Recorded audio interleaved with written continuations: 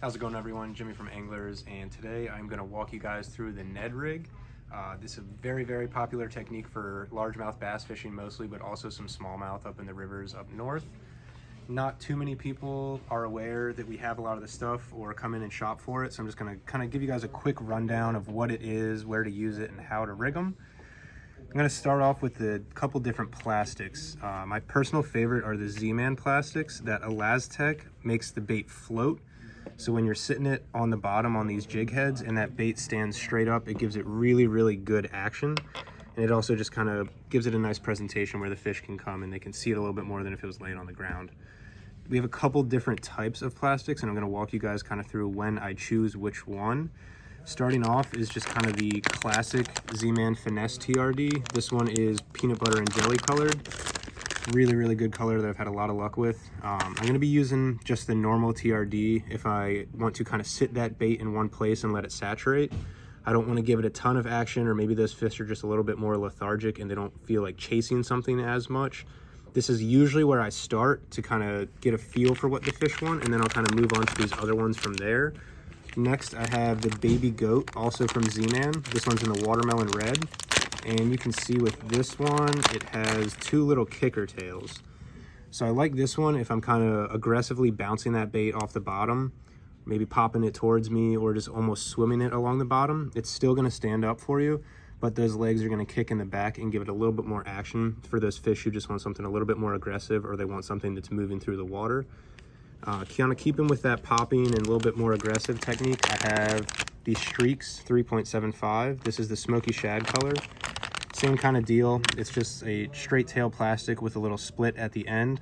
I like this one too for just kind of bouncing it back, working it almost like a fluke on the bottom, and just that smaller bait fish minnow profile if they maybe don't like the wider profiles of the other two baits.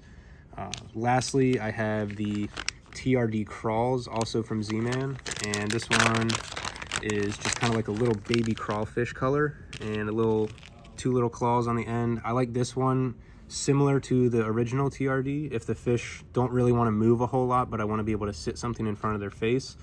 Especially if you're fishing in any type of current, these claws will just kind of undulate with the water and kind of give some action just sitting still in the current. Same with the Baby Goats. If you're fishing any moving water, I really prefer something with some appendages where I don't have to move that bait at all, but it's still getting action without me doing anything. So that's pretty much where I'd start with the baits. I've had really good luck on the Z-Man stuff because it does float, but if you wanted to try something different too, Savage Gear started coming out with a new plastic blend called their Duratech, and it's going to be that similar stretchy Elastec material to Z-Man, and they should still float, and it's just a little bit different. This is like a ribbed, kind of like the Streaks, but as you can see, it's just got a slightly different profile for maybe if they're just not liking what you're throwing at them, you could try something different. As far as colors go on these Ned rigs, I really like to stick to natural colors, like you can see with the Trd Crawls, the PB&J, the Baby Goats. I like to start with a natural color, and then if I'm not getting bit on the natural, maybe go to something with some chartreuse, or something like the smoky shad with a little bit of pearl and flake in it. But I typically like to start with green pumpkin naturals.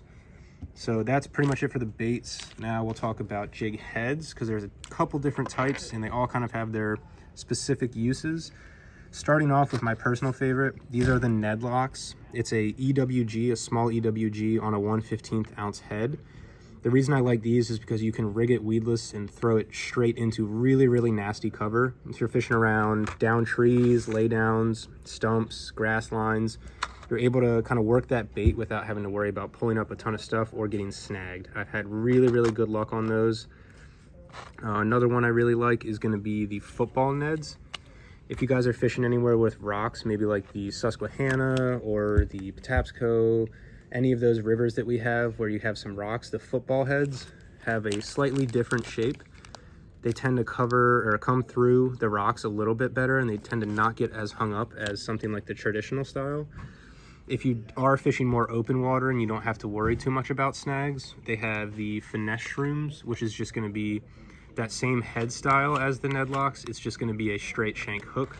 This is more if I'm fishing, kind of trying to cover water, see if there's fish around, if they are active. but those can get hung up in cover a little bit easier. And then lastly, we have the shrooms. These are the micro finesse jigs. Same hook style as the others, just has a little bit of skirt if the fish are kind of eating bigger baits, or that you can, maybe they're eating the whole jig when you're getting bites, so you know that they'll hit something bigger and you want to try and upsize your bites maybe. That would definitely be a good option too. The main reason I like these the most is because you can throw them anywhere and you don't have to worry. You can throw them in open water, you can throw them in cover, you can throw them in rocks, and that EWG protects you from having to worry about getting snagged. It just comes through cover really, really well and super, super easy. Kind of talking a little bit about what line and leader to use. If you want to do fluoro, we don't carry any fluoro, but 6 or 8 pound fluoro on like a small spinning reel or a Corrado Bfs would be perfect. But I really, really, really like to do 10 pound braid to something like a 6 or an 8 pound leader. If you're throwing into really heavy cover, you can upsize your leader to maybe 10 or 12 if you're worried about breaking off on trees and stuff like that. But I like to start light with 6 or 8, and then if I have to, I'll go up in sizes. As far as the braid goes, I do generally prefer high vis because it's a little bit easier to see when you get a bite. Sometimes these fish are going to pick up the jig and just swim away with it. So if you can see your line just kind of moving to the side with the high vis, it helps a little bit maybe kind of distinguish if it's just your bait or if they're actually picking it up and moving. Another thing I'm going to talk about real quick is just kind of setups, rod and reels for them. I would either go like a light, 7-foot light, or a medium light. I have some examples here. I have the Corrado 7-foot light. Would be a really, really nice rod, sensitive, and it has that high power X too, so you have a lot of backbone if you do get into a bigger one. My personal favorite, and this is the one I use almost all the time, is the 610 medium light Victory.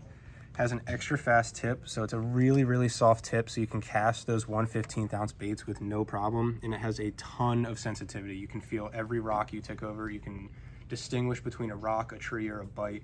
It's very, very obvious. And then lastly, I have the new Daiwa Tatula XT. This is a 7-foot medium light. Same kind of thing, it has a little bit faster of a tip, so you're still able to cast those light baits, but you also have a nice backbone once you get into the fish. So for reels for these, you can downsize if you want, but I like to keep with almost traditional rockfish jigging, if you guys are familiar with that tackle. Like a 3,000 size reel is pretty perfect in my opinion, because you can back it if you want to go lighter line and just have however much line you want, but they also are able to do 10 and 20 pound braid if you want to jump up a little bit.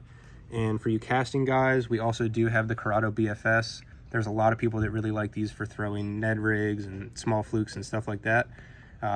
These I would not recommend doing braid. I would try and either do straight light mono or fluoro on these ones. So lastly, I'm going to show you guys how to rig them up real quick and give you a little secret tip too.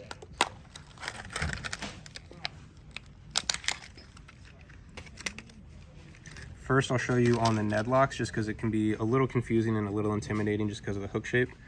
And this is the secret tip right here. If you take your Z-Mans and you stretch them out before you fish them, it just makes them a little bit looser and gives them a little bit more action in the water. So I'll just take it, stretch it between my hands, try and make sure it's all even. And you can feel the salt kind of break up and get a little bit loose in there too. It just makes the bait a little bit softer and more buoyant, gives it a little bit more action.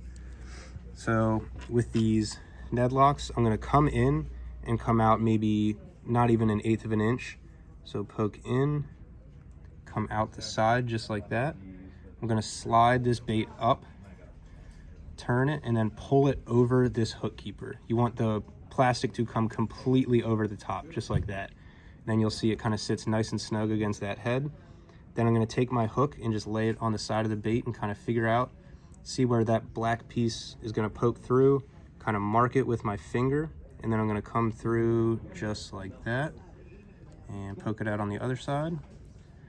And then you can see it's nice and straight. That is one important thing too, is you will kind of want to make sure that you're rigging your Ned rig straight, just so they fall naturally and they're not spiraling on their way down, and that they look good to the fish. And then with these Ned lock hooks, I like to kind of push the plastic forward a little bit and skin hook it just like that. So you can see I can run my finger over. It's not going to get caught on anything. It's going to be extremely, extremely weedless. And then every couple casts or so, just double check that you are still skin hooked so you don't get caught on any of that other stuff. And then as far as just a regular standard jig head goes, same thing. I'm gonna take the plastic, kind of stretch it out, loosen it up a little, get that salt going. Then I am going to just kind of lay it on the side, get an idea of where it should come out, kind of mark it with my finger. This one's going to be almost right at the start of the smooth section.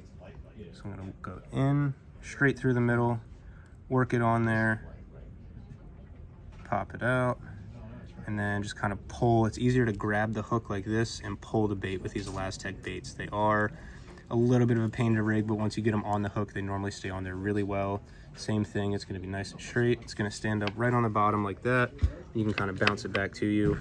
Super, super effective technique, especially this time of year when those bass maybe aren't hitting the full-size stuff and they just want a smaller, lighter presentation. So if you guys have any more questions, please come talk to me. I love fishing a Ned Rig. I'd be happy to help you out or give you some tips and tricks. But yeah, come check it out.